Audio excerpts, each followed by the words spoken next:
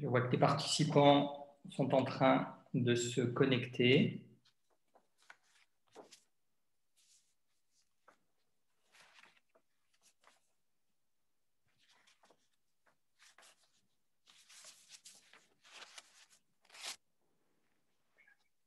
Je vous propose, mesdames, messieurs, chers amis, chers alumni, que nous débutions cette conférence. Bonsoir à toutes et à tous.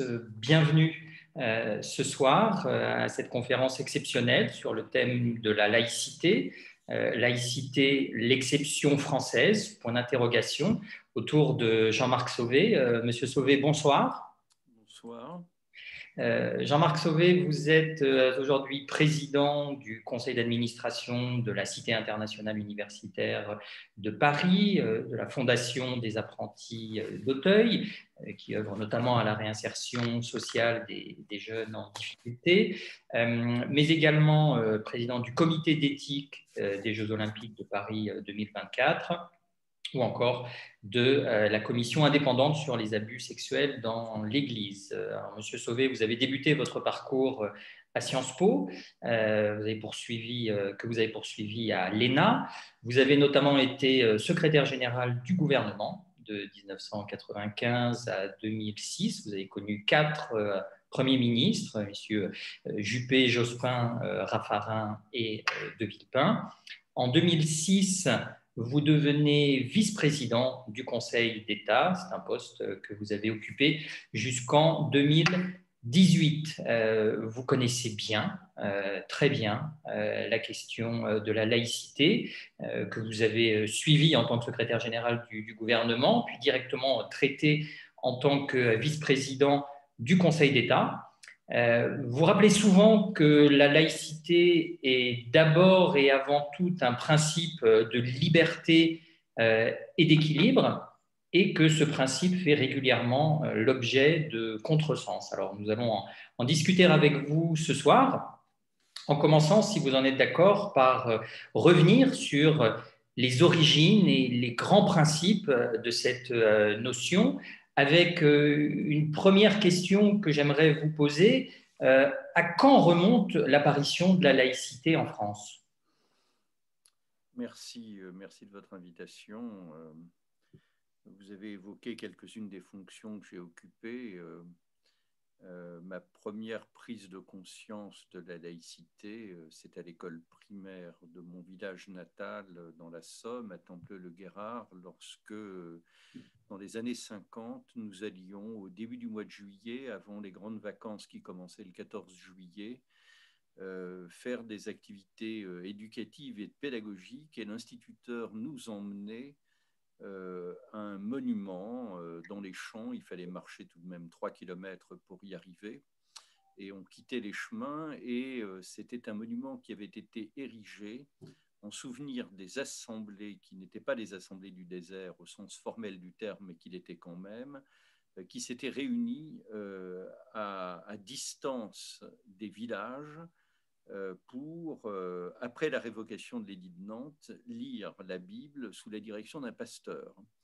Il y avait donc, sous la direction de cet instituteur, des enfants qui étaient catholiques, comme moi, d'autres qui étaient protestants, car le village comportait une forte minorité de protestants, un temple protestant, un cimetière protestant. Et puis, il y avait des enfants qui étaient des enfants qui n'étaient pas chrétiens du tout. C'était notamment des enfants de membres du Parti communiste, et qui étaient baptisés, mais qui ne suivaient aucun enseignement religieux. Voilà, et l'instituteur nous emmenait, nous racontait l'histoire de France, ce qu'était l'édit de Nantes, ce qu'a été la révocation de l'édit de Nantes.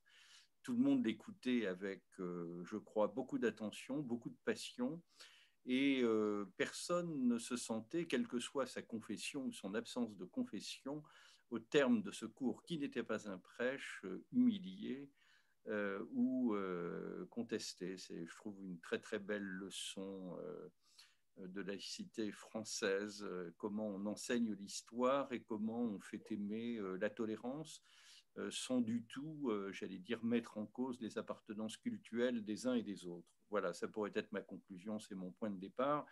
Alors, à quand remonte la laïcité ? Si vous m'avez invité, c'est quand même pour répondre à des questions et pas pour raconter ma vie. Si j'étais provocateur, je dirais qu'elle remonte en réalité au IVe siècle avec l'apparition d'un christianisme devenu dominant et s'est immédiatement posé la question de la hiérarchie respective du pouvoir spirituel et du pouvoir temporel, et à tout le moins la question de leur articulation. Et dès lors qu'il y a deux cités, celle des hommes et celle de Dieu, la question de la prééminence entre elles se pose. Et disant cela, je remonte à Augustin, c'est-à-dire la fin du IVe siècle et le début du Ve.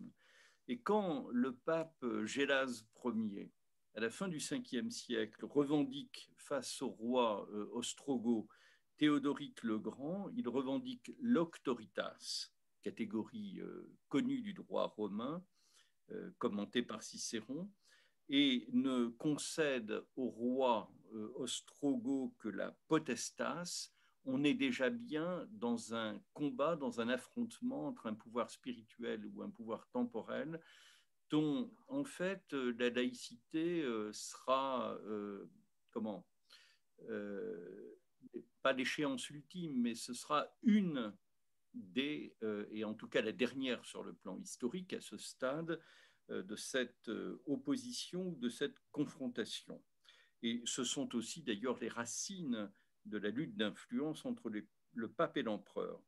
Alors, plus près de notre temps et aussi de notre espace, l'espace national, donc dans la tradition française, c'est la revendication gallicane clairement affirmée à la fin du XIIIe siècle et au début du XIVe siècle, qui est une nouvelle amorce du débat sur la laïcité. Le roi entend assujettir, en réalité, à son autorité, l'Église et même le pape. C'est alors moins le temps de la séparation des pouvoirs que celui de la domination d'un pouvoir par rapport à un autre. C'est-à-dire que nous rejouons dans l'espace national avec le gallicalisme quelque chose qui s'est joué entre le pape et l'empereur et qui s'est joué aussi entre la papauté et en même temps les rois, notamment ostrogoths ou visigoths, sur la thématique qui détient l'auctoritas et qui exerce la potestas. Et donc, de Philippe le Bel à la pragmatique sanction de Bourges, à François Ier au Concordat de Bologne et à Louis XIV, enfin, c'est un combat continu qui est mené. Alors, le troisième temps, c'est bien sûr, et alors fondamentalement, le siècle des Lumières et la Révolution française, même si le mot laïcité, en réalité, est absolument ignoré pendant la Révolution. Mais la Révolution française est vraiment après donc le siècle des Lumières, la critique des dogmes, l'affirmation du primat de la raison, la conviction donc chez les philosophes que le religieux pouvait être néfaste à l'émancipation des hommes et dangereux pour l'ordre public. C'est bien la Révolution qui marque de manière tout à fait spectaculaire une première séparation des églises, de l'Église catholique et de l'État, notamment par exemple avec cet acte absolument fondamental qui est l'institution d'un État civil distinct des registres paroissiaux.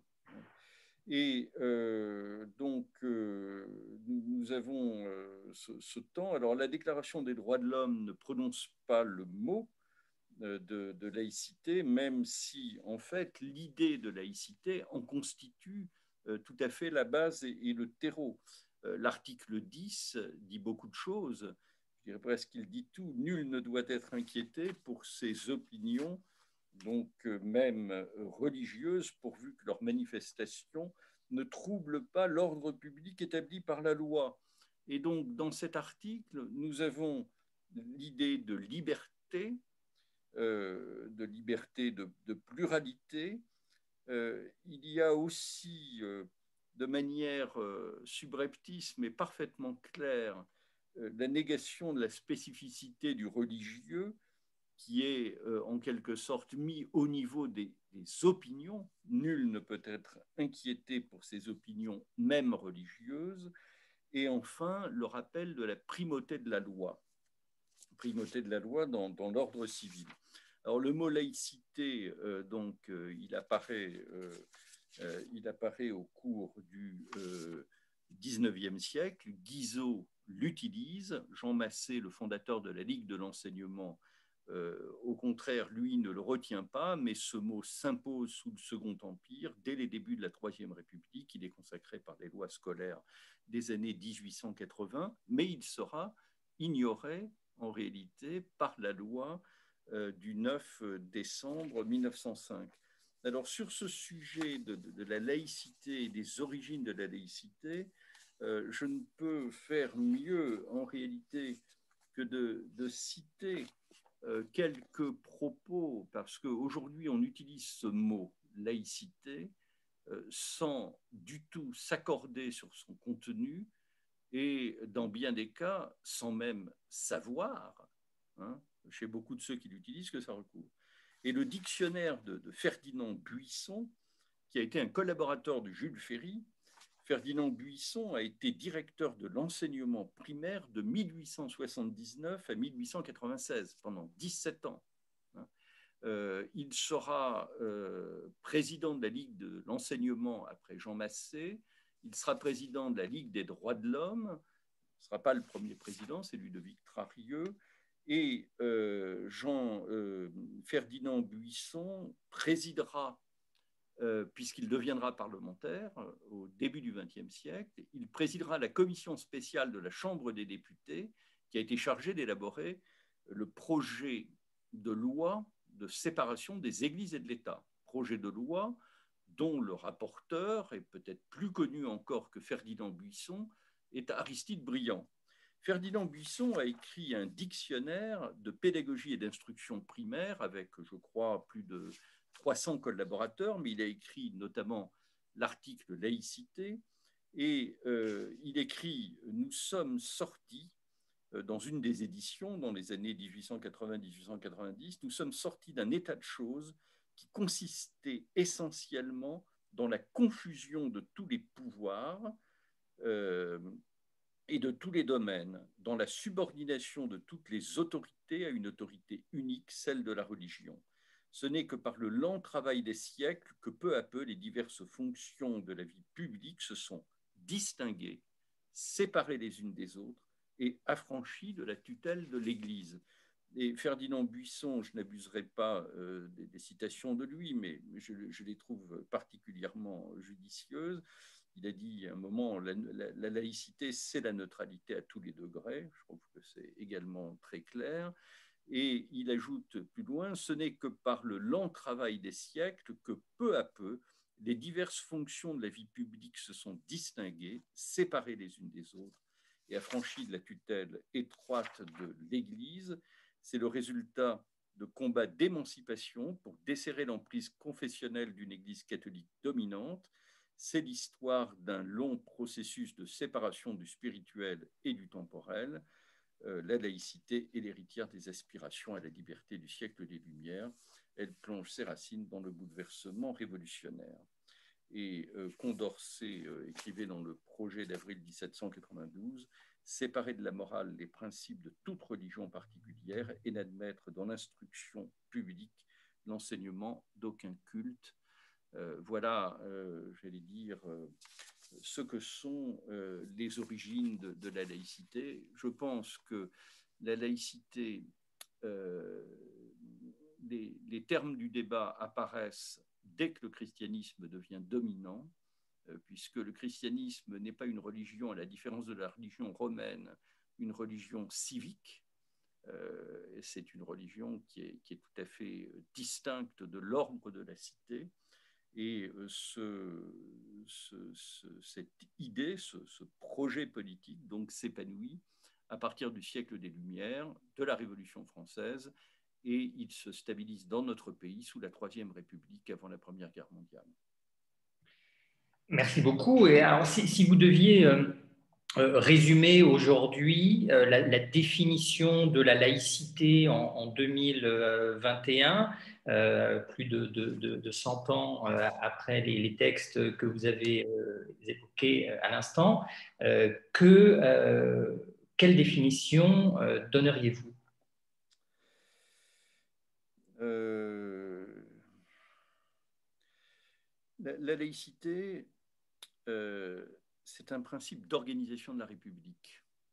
C'est un principe d'organisation de la République qui garantit une liberté fondamentale, qui est la liberté de conscience et la liberté de culte. La laïcité, contrairement à ce que l'on peut dire ou croire ici ou là, ça n'est pas un principe d'interdiction, ça n'est pas non plus une option spirituelle, euh, une option à côté des autres religions, c'est en réalité la condition d'exercice de toutes les convictions et notamment en particulier des convictions religieuses. La laïcité, ça n'est ni un athéisme d'État qui s'imposerait à la société, ni non plus l'ignorance du fait religieux.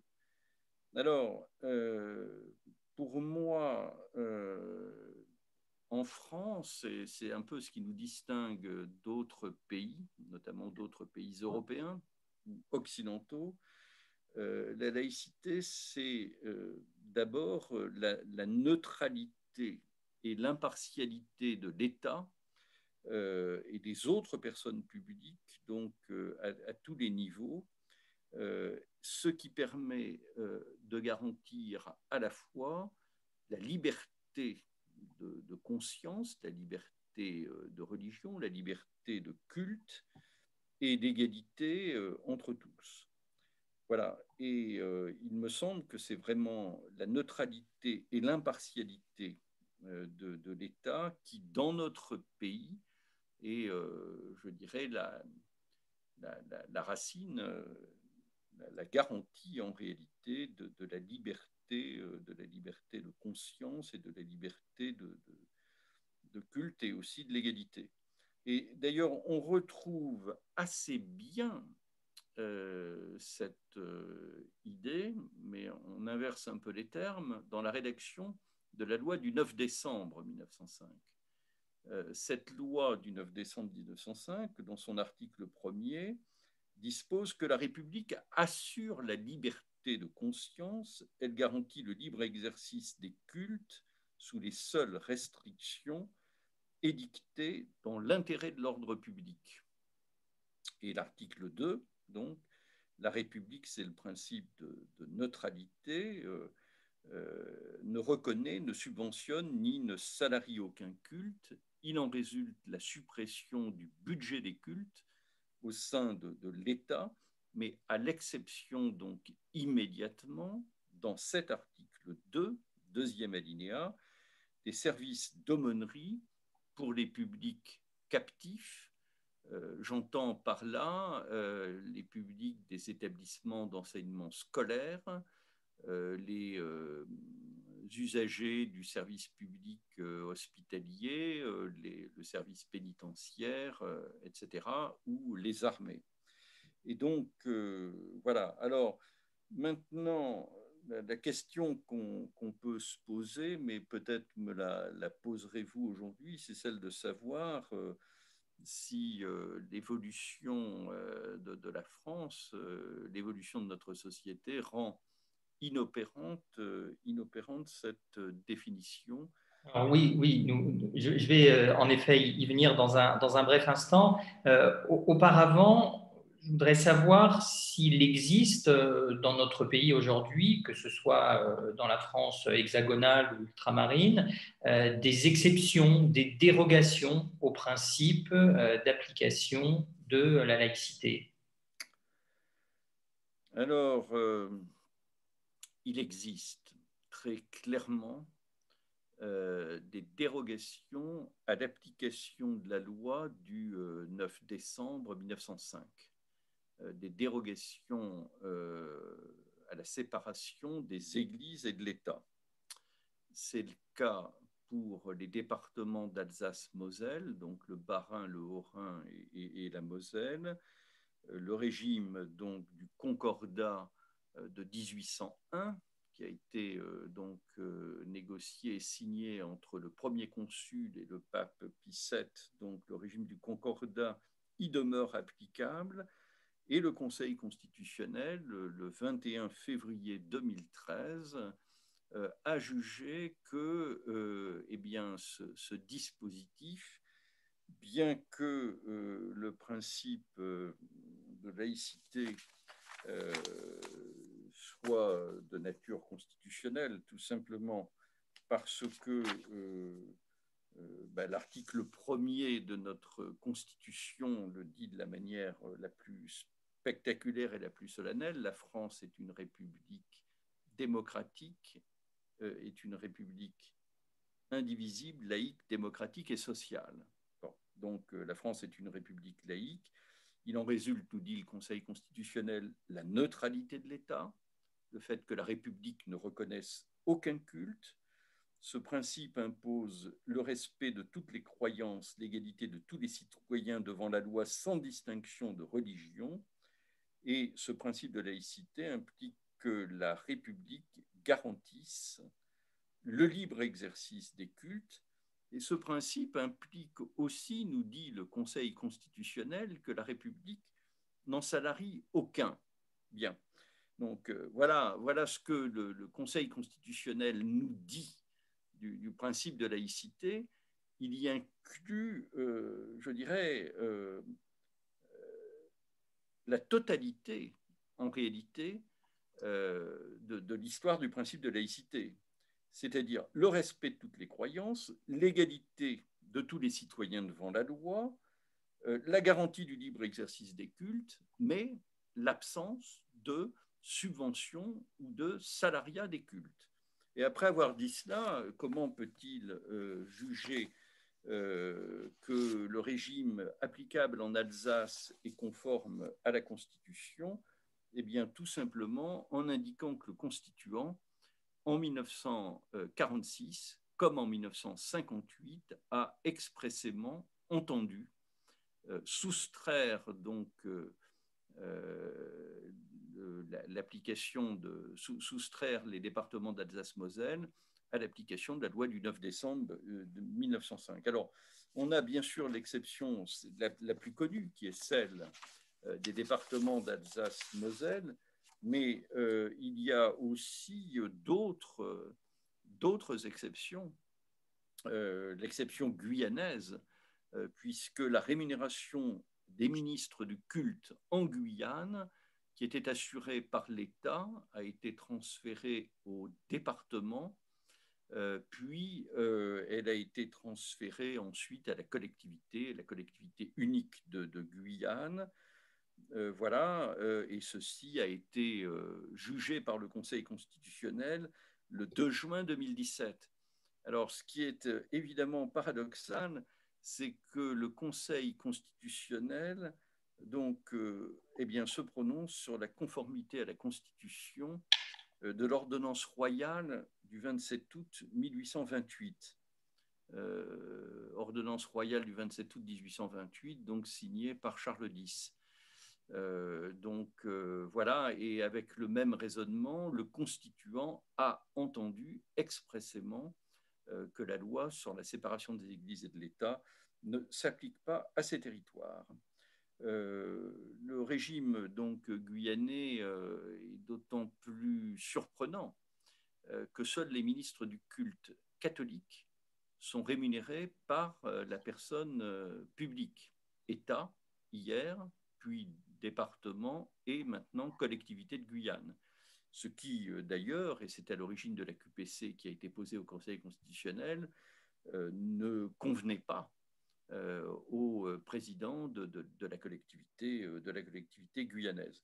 Et puis on a un troisième régime qui est celui applicable à Mayotte, Saint-Pierre-et-Miquelon, Wallis et Futuna, la Polynésie française, la Nouvelle-Calédonie.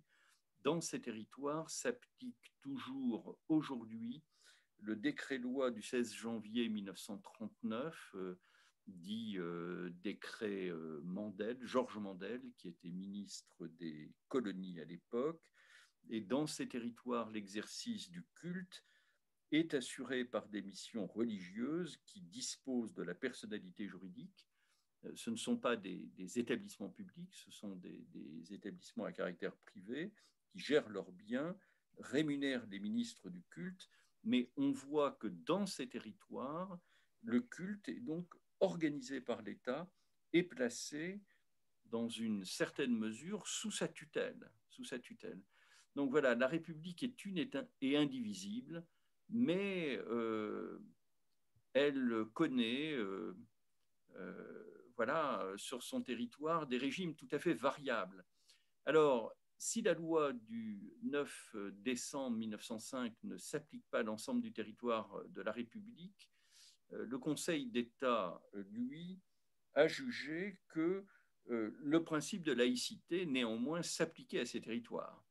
Et donc, il a estimé que, par conséquent, voilà, il y avait des conséquences qui s'appliquaient, que les subventions à des associations à caractère cultuel ou confessionnel ne pouvaient être admises que si il y avait un motif d'intérêt public. Voilà pour cette unité, cette diversité française. Merci beaucoup. On a compris à travers la définition que vous avez donnée du principe de laïcité tout à l'heure que la laïcité, c'était la neutralité de la puissance publique. Vous évoquiez par la suite le fait que la société française avait évidemment considérablement évolué depuis 1905, depuis le début du XXe siècle. A-t-on assisté à un glissement de cette définition, initialement neutralité de la puissance publique, vers une laïcité qui serait aujourd'hui une neutralité de l'espace public? Alors, effectivement, c'est une question, je dirais, tout à fait importante et vraiment sensible.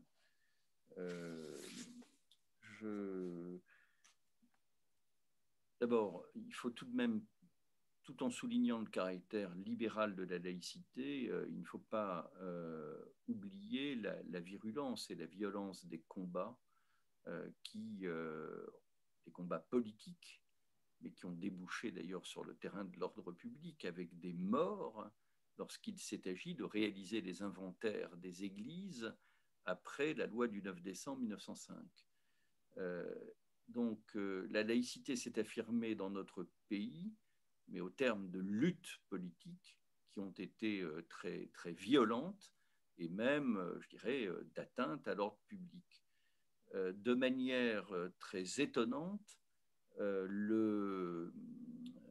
ce régime, finalement, s'est stabilisé, il s'est acculturé. Le culte catholique lui-même, qui avait refusé d'appliquer la loi du 9 décembre 1905, refusait de créer les associations cultuelles, ce qui a provoqué la loi du 2 janvier donc 1907, pour assurer la dévolution des biens qui devaient revenir aux associations cultuelles. Le culte catholique, dans le contexte de l'après-Première Guerre mondiale, a trouvé, avec notamment l'appui d'un vice-président du Conseil d'État, Ébrard de Villeneuve, la martingale qui permettait de concilier l'inconciliable, c'est-à-dire l'intangibilité de la loi de 1905 avec le respect des exigences propres au culte catholique, c'est-à-dire le respect de la hiérarchie. Et c'est dans les années 20 qu'il y a eu cet accord Poincaré, et j'ai oublié le nom du nonce apostolique à Paris, tout ça a été ratifié par le pape Pie XI. Et cet accord a permis de sortir de la confrontation en disant que pour le culte catholique, eh bien, les associations cultuelles seraient des associations diocésaines présidées par l'évêque. Et de la sorte, eh bien, chacune des parties, la République d'une part, le Saint-Siège d'autre part, sortait la tête haute.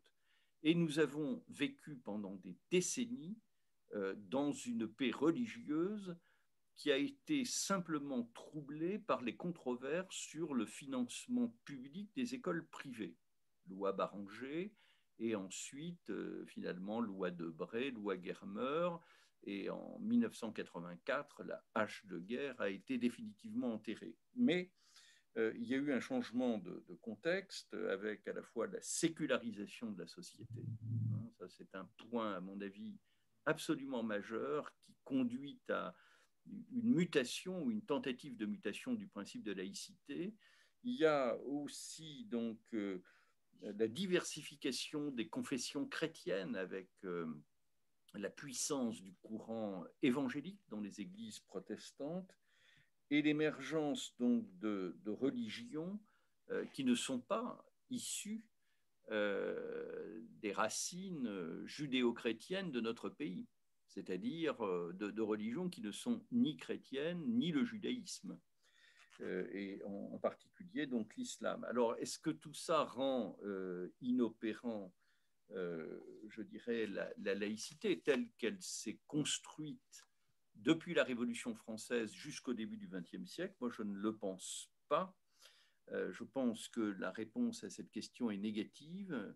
Il est plus nécessaire que jamais de garantir la neutralité et l'impartialité de l'État, d'assurer la liberté de conscience, de religion et de culte, qui n'est pas seulement une liberté purement individuelle qui s'exerce à l'ombre du domicile, mais c'est une liberté vraiment publique qui s'exerce individuellement, mais aussi collectivement. Il faut garantir l'égalité entre tous les cultes, et c'est la condition du pluralisme religieux. Et voilà, ce que je voudrais aussi souligner, et ça c'est un apport nouveau qui est tout de même passé inaperçu en 2004, conformément à l'idéal des Lumières et à celui de la Révolution française, les opinions religieuses ne sont pas opposables à la loi commune.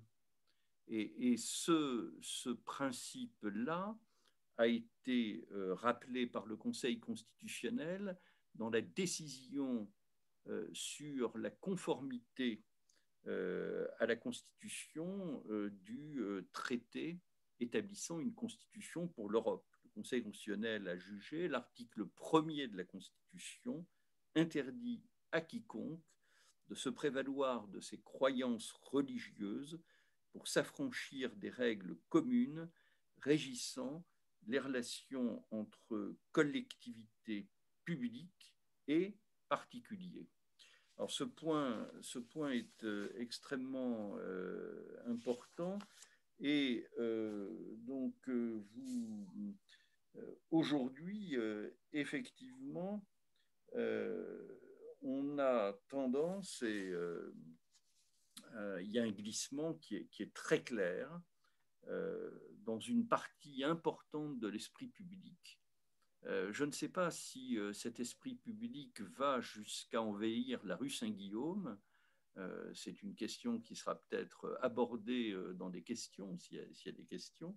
Mais il y a un glissement donc très clair d'une partie de l'opinion publique, des forces politiques, une partie aussi de la doctrine, pour ranger derrière le principe de laïcité plus que la neutralité de la puissance publique, mais y inclure quelque chose comme la neutralité de l'espace public. Et on le voit bien, il y a une intolérance croissante, par exemple, au port de signes religieux. Ça a été le voile à l'école, la burqa c'est-à-dire la dissimulation totale du visage dans l'espace public, le port du burkini sur les plages, avec ce contentieux donc spectaculaire qui s'est noué au mois d'août 2016. Et donc, il y a une intolérance croissante au port de signes religieux, ce port représentant en réalité des influences religieuses extérieures qui sont arrivées en France au cours des 30 ou 40 dernières années. Et donc, voilà, c'est ce contexte nouveau qui a conduit notamment au vote de lois particulières, la loi de 2004 sur le voile à l'école, la loi de 2010 sur la dissimulation du visage dans l'espace public. Et je voudrais rappeler sur ce plan et sur ce point ce qui s'est dit en 1905 lorsqu'un député, qui était un député, je crois, de la Drôme, qui s'appelait Charles Chabert, avait proposé un amendement tendant à l'interdiction de la soutane. Voilà, l'interdiction dans l'espace public du port de la soutane et du port de l'habit religieux. Et Briand a déclaré à ce moment-là, dans le débat, le silence du projet de loi sur ce sujet n'a pas été le résultat d'une omission, mais bien au contraire d'une délibération mûrement réfléchie. Il a paru à la commission que ce serait encourir, pour un résultat plus que problématique, le reproche d'intolérance, et même s'exposer à un danger plus grave encore, le ridicule, que de vouloir, par une loi qui se donne pour but d'instaurer dans ce pays un régime de liberté, imposer de modifier la coupe de ses vêtements. Et voilà, pour Briand, une fois l'Église et l'État séparés, la soutane devient un costume comme un autre, libre d'être porté par qui le souhaite. Et il a ajouté, non sans humour, que la soutane, une fois supprimée, l'ingéniosité combinée des prêtres et des tailleurs aurait tôt fait de créer un vêtement nouveau qui ne serait plus une soutane. Voilà. Bon. Autrement dit, les débats passionnés que nous avons eus ces dernières années ne sont pas sans écho dans notre histoire 100 ans plus tôt, 110 ans plus tôt. Et je crois que dans ce domaine-là, il faut faire preuve de prudence, de circonspection. Il est clair qu'à l'école, une manifestation ostensible d'appartenance religieuse, quelle que soit la confession, n'a pas sa place dans un milieu avec des enfants qui sont en formation et qui doit rester neutre. En revanche, dans l'espace public, voilà, il faut qu'on s'habille librement et si l'on commence à réglementer la longueur, je dirais, des vêtements, je dirais, masculins ou féminins, nous passons subrepticement d'un état de liberté à un état de police et ce serait assurément imprudent. N'y aurait-il pas également, selon vous, Monsieur Sauvé, le fait que, et cela rejoint une question qui nous est posée par Jonathan Hirschfeld, que je salue, euh, un- le fait qu'il y ait un glissement, tension entre la laïcité, principe juridique tel que vous l'avez présenté, et la laïcité vue comme un système de valeurs, au même titre que la liberté, l'égalité, la fraternité. C'est ce que certains défendent aujourd'hui, qui poussent même à inscrire ce principe encore plus clairement dans la Constitution. Qu'en pensez-vous? Moi, je pense que la laïcité, c'est un principe juridique Euh, c'est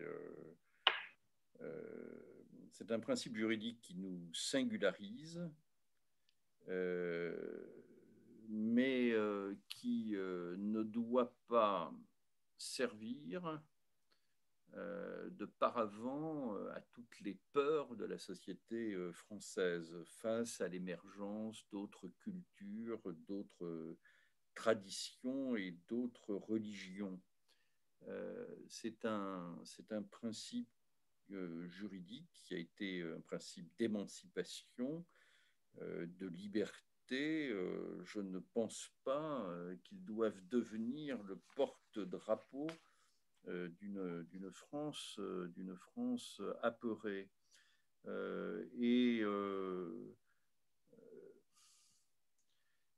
si vous voulez, si on me donne à choisir entre un principe juridique et un système de valeurs, vous verrez tout de suite la déformation professionnelle qui est la mienne. Euh, J'achète immédiatement le principe juridique et je répudie immédiatement le système de valeurs. Système de valeurs, c'est bien, mais quelle en est l'efficacité? Au demeurant, par exemple, la liberté et l'égalité sont certes des principes et des valeurs, mais ce sont d'abord des principes juridiques. Quant à la fraternité, alors c'est évidemment l'exception au propos que je tiens. La fraternité, c'est une valeur, pour le coup, qui, à mon sens, permet de faire cohabiter précisément la liberté et l'égalité. S'il n'y a pas la fraternité, je ne sais pas comment on peut réunir la liberté et l'égalité. Et comme vous le savez, le Conseil constitutionnel, ces dernières années, a donné une portée juridique au principe de fraternité. Alors là-dessus, je préfère qu'on n'en débatte pas ce soir. En tout cas, il y a débat dans la communauté juridique, mais voilà, même, je dirais, dans la devise de la République, le terme le moins connoté juridiquement, la fraternité, commence à acquérir une force juridique. Alors, en tout cas, moi, je voudrais dire, en réponse à votre question, est-ce que la laïcité, bon, qui est un principe juridique, est-ce que ça ne tend pas vers un système de valeurs je pense que la laïcité serait gravement dénaturée si on en faisait une entrave à la liberté de conscience et de religion. Il ne faut pas se cacher derrière son petit doigt.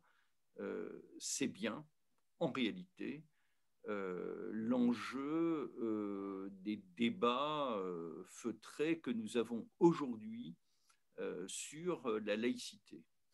Et ça ne doit pas être non plus le vecteur d'une politique anti-religieuse, qu'en réalité la laïcité n'a jamais été, même si la domination de l'Église catholique sur la société française a bien été démantelée par le principe de la séparation du temporel et du spirituel. Voilà, donc je pense qu'il n'y a pas lieu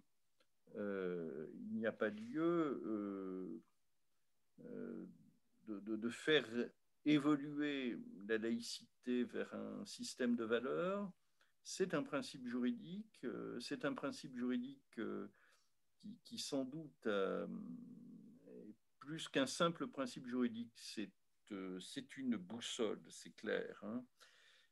Mais je crois que il n'est pas nécessaire d'inscrire plus complètement ce principe dans la Constitution, parce que tout le monde n'a pas la chance d'être dans la Constitution, tous les principes, y compris à l'article 1er, y compris dans la première phrase de l'article 1er. Alors, je sais bien que derrière ce principe, je n'ai plus le texte de l'article 1er de la Constitution et tout d'un coup, je me rends compte que j'ai une petite hésitation sur son libellé exact, mais cet article, dit beaucoup de choses avec la liberté de conscience, l'égalité entre les cultes, le respect de toutes les croyances.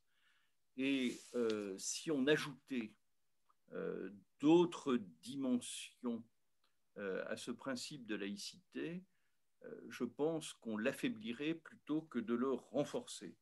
Comme par ailleurs, comme je l'ai dit, le Conseil constitutionnel a jugé que le principe de laïcité emportait comme conséquence que nul ne peut se prévaloir de ses croyances religieuses pour s'affranchir des règles communes qui régissent les relations entre les personnes publiques, les collectivités publiques et les particuliers.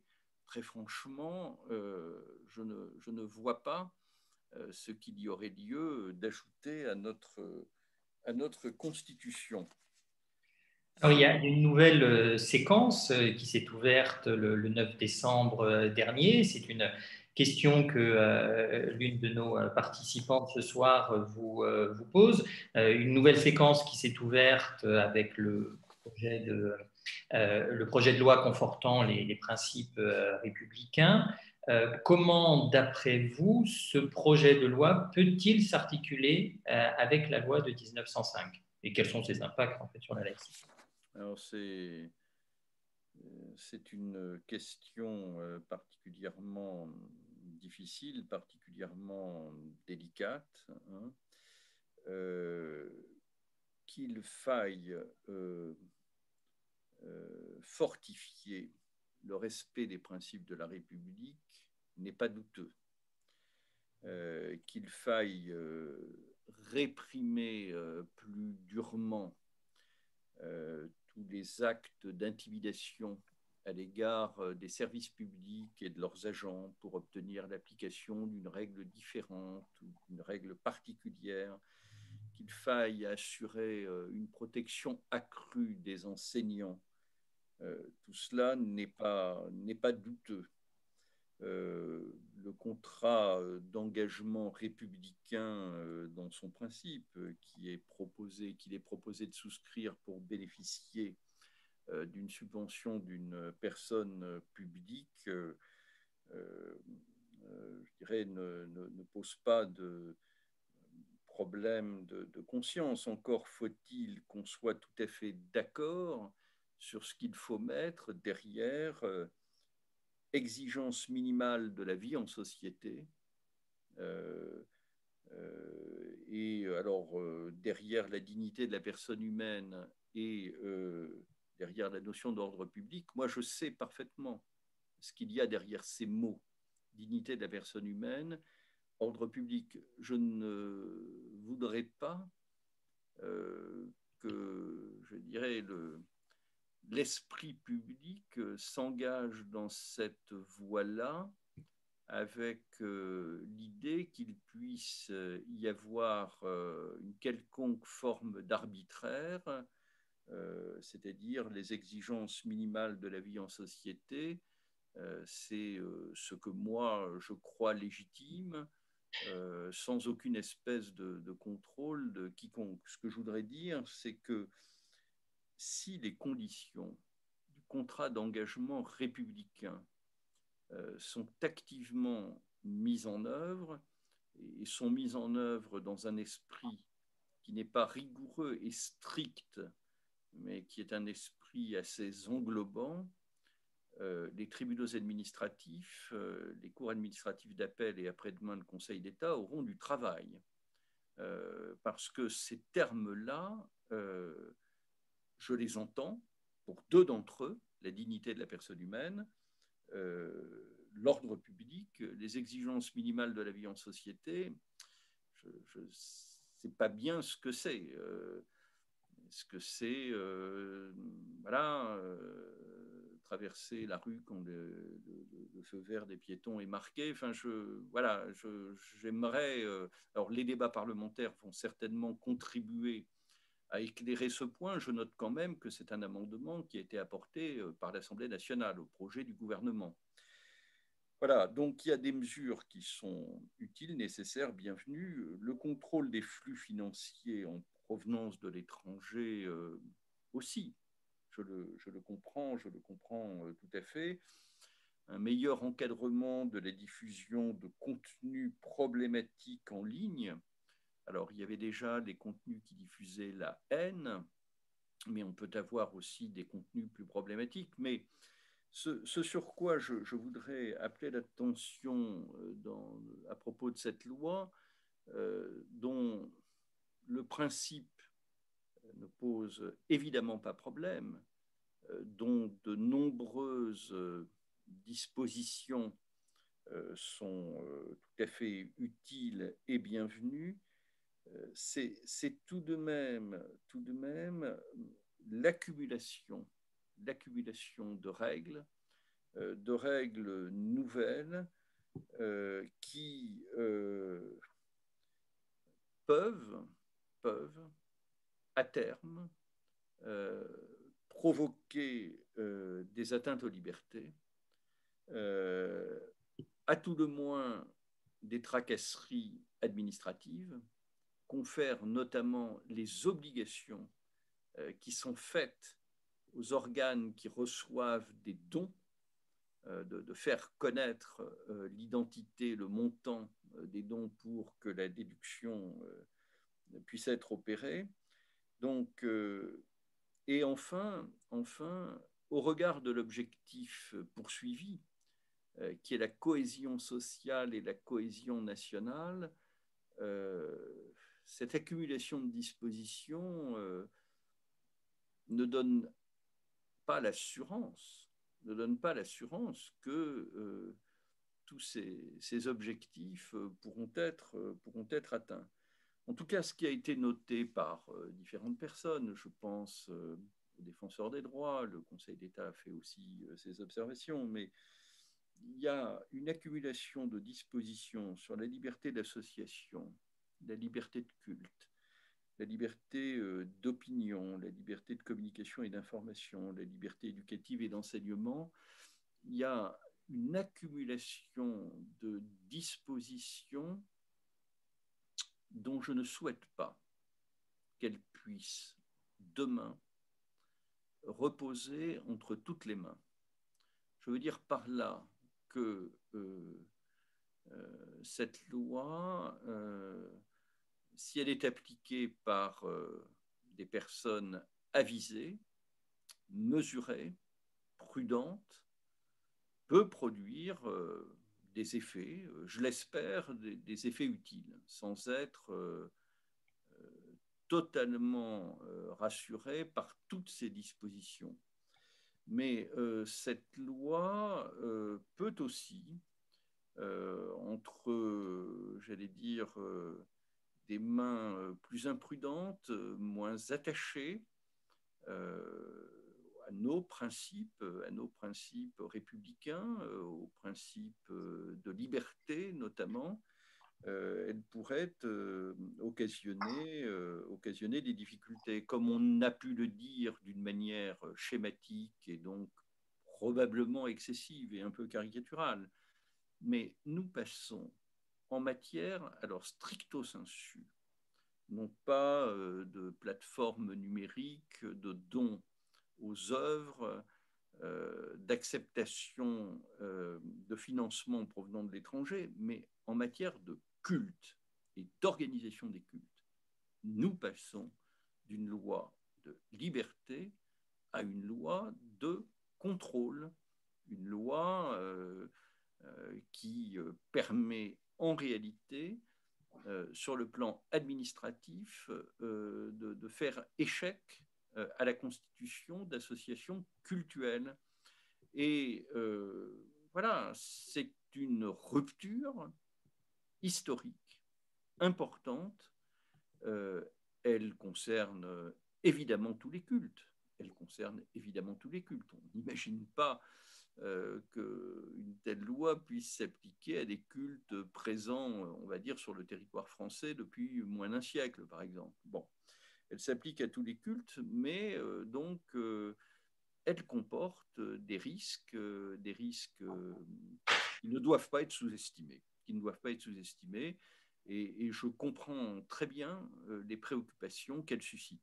Moi, ce dont je voudrais être absolument persuadé, c'est de l'utilité, de l'efficacité de beaucoup des dispositions qu'elle comporte. Et je trouve qu'il serait particulièrement rassurant d'avoir des dispositions non pérennes.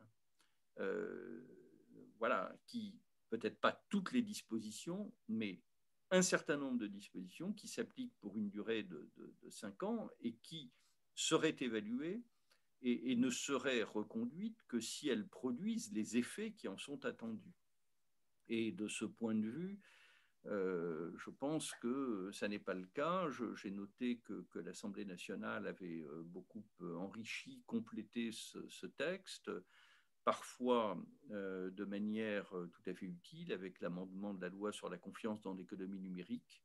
Je pense qu'il y a des dispositions qui sont utiles et qui sont nécessaires, même si là aussi elles portent atteinte à la liberté de communication.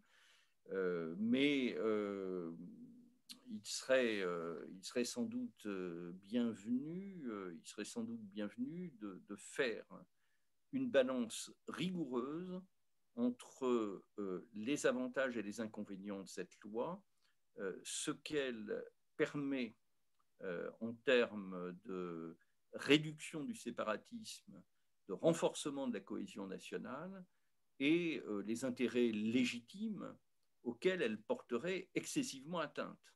Voilà, ce travail me paraît nécessaire. Et alors, on dit toujours que, d'ailleurs, on l'a vu dans la révision constitutionnelle de 2008, le temps consacré à l'évaluation des lois est beaucoup plus important qu'auparavant. Très bien. Mais c'est encore mieux, ce serait sans doute mieux d'avoir des dispositions très innovantes qui soient limitées dans le temps pour qu'avant qu'elles ne soient reconduites, on sache pourquoi on les reconduit et qu'on assume les risques que comportent ces dispositions en considération d'avantages tangibles qu'elles peuvent apporter au regard des objectifs poursuivis. Alors, il y a une autre question qui vous est posée et qui concerne la manière dont est perçue la laïcité française et ses spécificités à l'étranger. Oui. Oui, ça c'est un sujet qui est vraiment très sensible. C'est un sujet qui est délicat. Lorsque j'ai reçu la Cour suprême des États-Unis au Conseil d'État, c'était le 1er juillet 2007, j'avais le Chief Justice Roberts, qui est toujours Chief Justice et qui le sera certainement encore très longtemps, puisqu'il a été nommé à 50 ans président de la Cour suprême des États-Unis. On peut penser que son mandat pourrait durer une quarantaine d'années. Il était accompagné du juge Stephen Breyer, de Ruth Ginsburg, décédé récemment, comme on le sait, et d'Anthony Kennedy. Et c'était vraiment très intéressant d'échanger avec nos collègues américains. Et évidemment, à l'avance, nous avions déterminé notre programme de travail. Et la première question qu'ont posée nos collègues américains, c'est mais la liberté religieuse en France, est-ce que réellement ça existe? Voilà.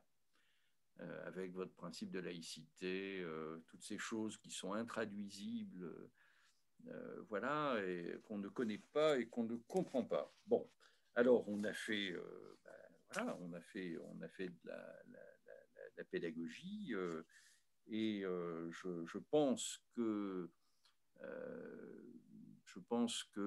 voilà, les juges, les justices de la Cour suprême des États-Unis nous ont quittés avec le sentiment que, oui, décidément, la liberté de conscience, la liberté de religion et la liberté de culte étaient assurées en France. Ce que je voudrais souligner, c'est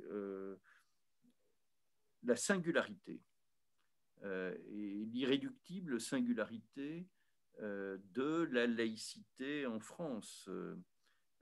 Certes, notre conception est une conception libérale, ça n'est pas la conception combiste. Je voudrais rappeler que dans la commission spéciale créée à la Chambre des députés pour élaborer la loi de séparation des églises et de l'État, Émile Combes a fait parvenir assez tardivement un projet qui était un projet très clair d'assujettissement des cultes et de contrôle des cultes. Ce projet a été repoussé par la plus petite des majorités, 13 voix contre 12. Mais vous savez, il y a des petites majorités qui ont de grandes conséquences. La République, avec l'amendement wallon, alors vous m'excuserez, mais je parle comme un ch'ti, la République, avec l'amendement wallon, s'est établie aussi avec une voix de majorité. Bon. Et donc, notre conception de la laïcité, c'est une conception libérale. La liberté est la règle, la restriction de police, c'est l'exception. Et donc, la laïcité n'est pas un athéisme d'État. Néanmoins, le principe de laïcité implique donc, je l'ai dit, la neutralité de l'État et des services publics, et donc notamment la neutralité des agents, l'absence de manifestation par les agents publics, en particulier les enseignants, mais pas uniquement eux, de toute conviction religieuse dans l'exercice de leurs fonctions. Et le principe de laïcité aussi, dans notre conception, c'est la primauté de la loi et la primauté du souverain, qui est le peuple auquel nulle religion ne peut opposer sa propre loi. Voilà, je reviens toujours aux deux cités. Dans l'ordre religieux, la cité de Dieu est insurmontable, est insurpassable, mais dans l'ordre humain, dans l'ordre temporel, c'est bien la cité des hommes qui est pleinement souveraine. Et je ne voudrais pas citer une troisième fois le considérant de principe du Conseil constitutionnel sur l'inopposabilité des croyances religieuses pour s'affranchir des règles communes qui régissent les relations entre les personnes publiques et les particuliers. Mais voilà, la laïcité française, elle est libérale, mais elle repose plus chez nous que dans aucun autre pays sur la neutralité de l'État et des agents publics, qui est une manière de respecter la liberté de conscience de chacun, et elle s'adosse aussi à la primauté de la loi et la primauté du souverain, auquel nulle religion ne peut opposer sa loi. Alors, c'est un peu la même histoire partout, mais dans les autres pays,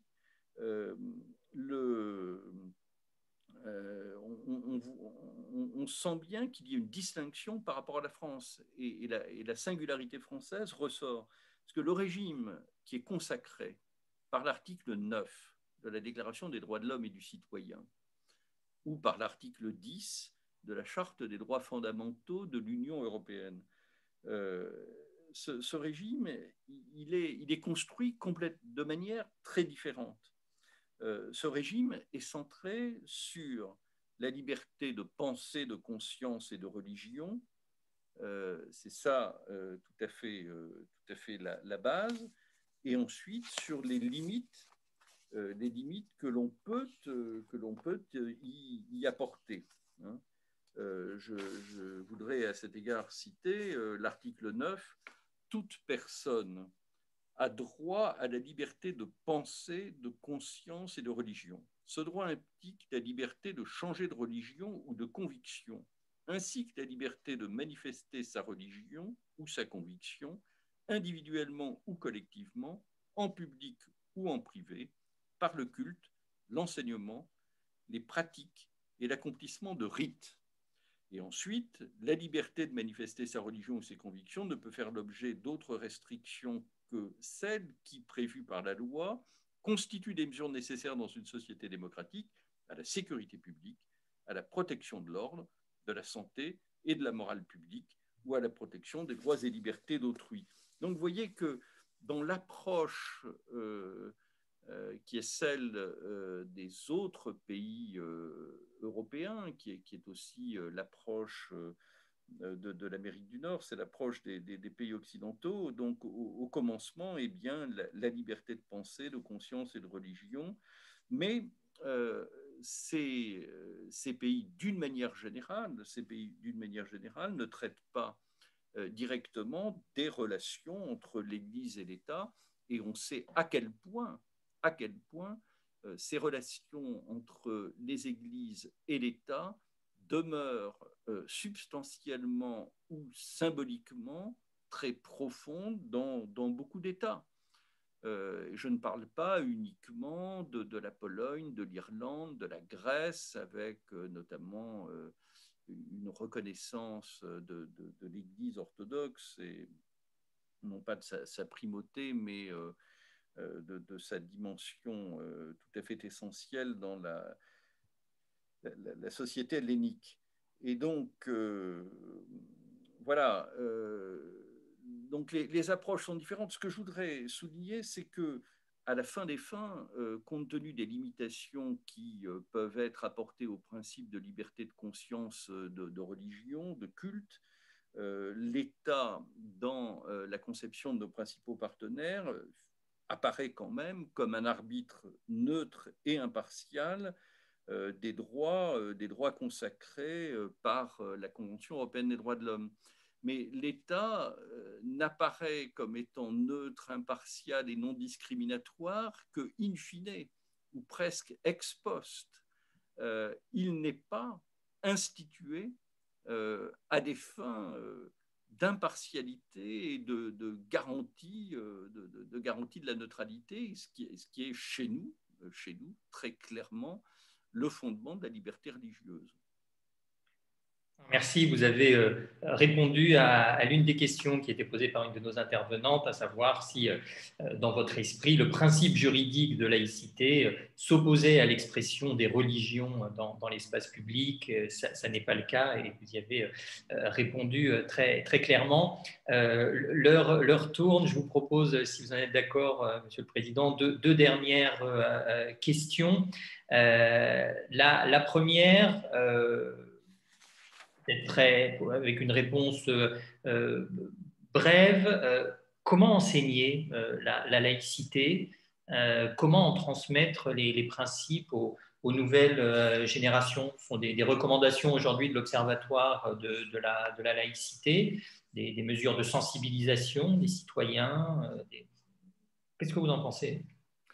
Moi, je pense effectivement qu'il y a un tel malentendu sur la laïcité qu'il me paraîtrait extrêmement utile d'enseigner ce principe dans les écoles, les collèges, les lycées, peut-être aussi d'ailleurs d'une manière générale dans les mouvements de jeunesse. Mais le plus important, c'est de s'accorder sur un contenu, parce qu'une fois qu'on a dit que le principe de laïcité devait être mieux connu, on diverge je le crains, sur le sous-jacent, c'est-à-dire qu'il faut bien qu'on soit d'accord sur ce que les mots veulent dire. Mais je pense effectivement qu'il est important de mener des actions de formation, de sensibilisation, y compris d'ailleurs, j'ai parlé du mouvement de jeunesse, mais aussi du mouvement sportif, par exemple. Alors, une toute dernière question.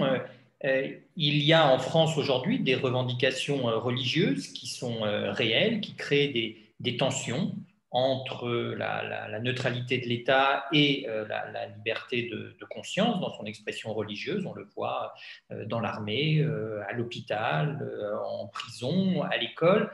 Bref, est-ce que ces tensions, c'est véritablement la laïcité qui peut y répondre, ou bien est-ce qu'il s'agit, selon vous, d'une crise plus large, et quel que soit le degré de neutralité de l'État, il y a là qui se posent des sujets davantage de panne de projets politiques, de crise d'identité, de crise de confiance. Pour terminer cette conférence, qu'en pensez-vous ?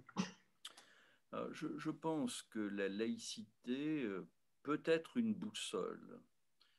Peut-être une boussole pour régler un certain nombre de difficultés, de tensions, comme on les a rencontrées dans le passé. Je pense par exemple à la loi de 2004 sur le port du voile à l'école. Euh, voilà, c'est un principe actif qui peut continuer à déployer des effets et des effets positifs pour euh, favoriser la cohésion nationale et éviter la fracturation de notre société. Pour autant, je pense que ce principe ne peut pas être invoqué pour répondre à toutes les peurs de la société française. Et comme vous le suggérez dans la question que vous venez d'évoquer, la laïcité n'est pas le remède absolu à toutes nos carences. La panne de projet de la société française, la crise d'identité, la crise de confiance qui nous guette. Je ne dis pas que nous y succombons, mais je pense qu'en réalité, si nous parvenons à bâtir un projet politique qui nous donne confiance dans nous-mêmes, dans notre avenir, dans notre capacité à bâtir un projet commun, on peut à ce moment-là vivre sans invoquer, je dirais, tout le temps, comme ça, le principe de laïcité, qui est trop souvent un alibi, un mot valise, qui recouvre des marchandises totalement hétérogènes, qui n'ont plus rien à voir, en réalité, avec ce que ce principe a signifié spécialement sous la Troisième République, et qui a pu, je dirais, se compléter, s'enrichir au cours des décennies suivantes. Mais ce seul mot ne peut pas servir de porte-étendard pour remédier à la totalité des frustrations de la société française. Monsieur le Président, merci beaucoup. Merci d'avoir partagé avec les étudiants et les alumni de Sciences Po vos réflexions sur la laïcité. Elles ont contribué à éclairer le débat.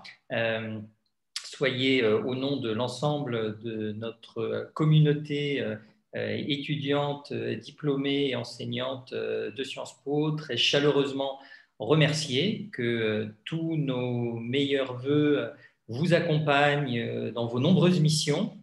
Chers amis, chers alumni, merci pour votre présence ce soir, merci pour votre attention, pour les questions que vous avez posées. Nous vous donnons rendez-vous très prochainement à Sciences Po Alumni pour une nouvelle conférence. Cher Jean-Marc Sauvé, encore merci, très bonne soirée et à très bientôt à toutes et à tous. Merci de votre accueil. Merci à vous. Bonsoir.